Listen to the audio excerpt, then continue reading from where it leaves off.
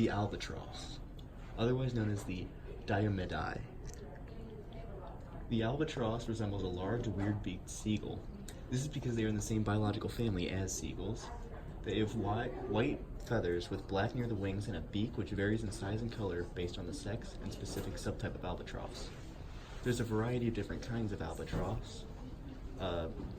Their beak differences are because of the differences in their prey.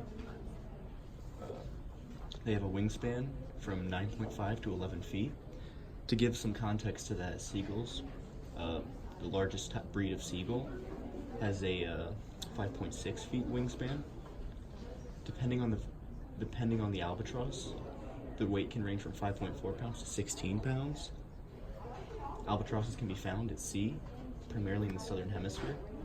They dive deep into the ocean to hunt for prey, primarily including crabs, squids, and fish. Some have been recorded eating algae when food supplies are particularly low. They have adapted the ability to dive underwater and fly far offshore to hunt for prey. Their feathers have adapted to being submerged in water. They reach maturity around 12, but can live to about 60 years. They usually reside in a flock. They don't migrate as they live in the warmer parts of the southern hemisphere, but they do move around a lot to hunt. They have relatively little in terms of offense, but they have a good sense of smell, and their powerful wings help them avoid fights. Their enemies are relatively few. However, any large carnivorous sea creatures will generally go for them if they're found sleeping in the water. Killing an albatross is said to bring bad luck, and they have a thieving nature like seagulls or rats, and have a tendency to steal any food left out. And because of their size and their bad attitudes, this can be problematic. So research on them is the Gray-Headed Albatross Juvenile Tracking Project. The research is taking place throughout the world and has tagged albatrosses move about to hunt and mate. The tagged birds, the birds were tagged at South Georgia on Bird Island. Some challenges with this are funding, which is inconsistent because they're relatively small problem, and there's very little official documentation about the fissures far out in the ocean. So a lot of the issues just are glanced over and people can't really do much about it.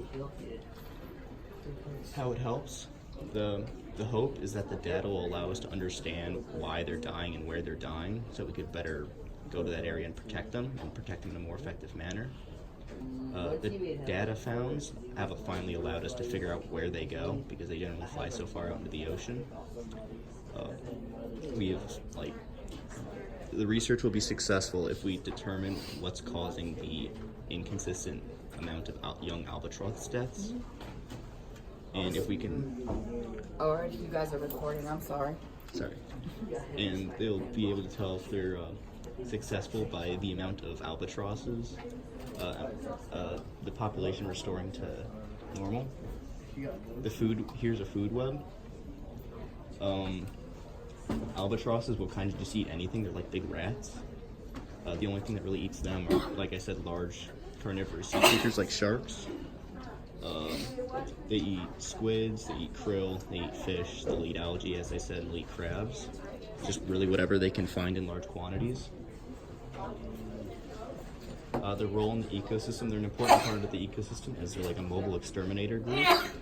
They go wherever there's food, and they generally eat whatever's overpopulating the area, may it be an overabundance of krill or crabs or fish or whatever. They'll find it and they'll eat it. A lot of the food, because they're willing to eat anything and their beaks allow them to, they get prey that some other large carnivores won't eat, such as crabs, which only very specific groups of shark will actually target. This helps protect the ecosystem of the ocean in the southern hemisphere, as the birds will eat anything that's overpopulating. What's happening and why it's important? Their numbers are decreasing rapidly because of the destruction of their primary breeding ground and overfishing on their feeding grounds. They rarely survive to maturity. If they were to go extinct, ecosystems would become greatly unbalanced, as a lot of species would lose a large predator, and what isn't being overfished or isn't being used, such as krill, would be given an opportunity to overpopulate, causing catastrophic damage to the ecosystem around them. What you can do, you can speak out against widespread overfishing. Just don't support large-scale industrial fishing efforts. Don't attempt to feed them human food. Don't feed wild animals. Teach them bad habits, and it's not good for them. Support beach cleanups. The litter which ends up in the ocean ends up in the creatures who survive off the ocean.